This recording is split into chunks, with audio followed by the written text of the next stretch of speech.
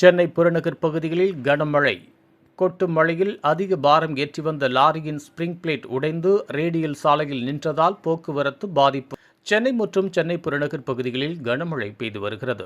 தாம்பரம், பல்லாவரம், குரோம்பேட்டை, சேலையூர் உள்ளிட்ட இடங்களில் கனமழை பெய்து வருகிறது. மழையின் போது பல்லாவரம் ரேடியல் சாலையில் சென்று கொண்டிருந்த பழனிவேல் என்பவருக்கு சொந்தமான லாரி தாம்பரம் நோக்கி சவுடு மணல் ஏற்றிக் கொண்டு வந்தபோது பல்லாவரம் ரேடியல் சாலை சிக்னலில் உள்ள வேகத்தடையில் ஏறி இறங்கிய பொழுது அதிக பாரம் தாங்காமல் லாரியின் ஸ்பிரிங் பிளேட் உடைந்து விபத்து ஏற்பட்டது.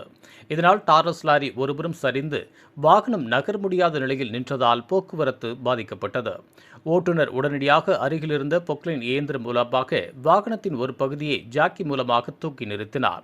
அதனைத் தொடர்ந்து மற்றொரு லாரிக்கு பாதி மணல் மாற்றிய பின்னர் லாரி அங்கிருந்து அப்புறப்படுத்தப்பட்டது. இதுபோன்ற உள்ளூர் செய்திகள், மாநில செய்திகள் மற்றும் பயனுள்ள தகவல்களை உடனுக்குடன் தெரிந்து கொள்ள GST ஆன்லைன் மீடியாவை இலவசமாக சப்ஸ்கிரைப் செய்து கொள்ளுங்கள்.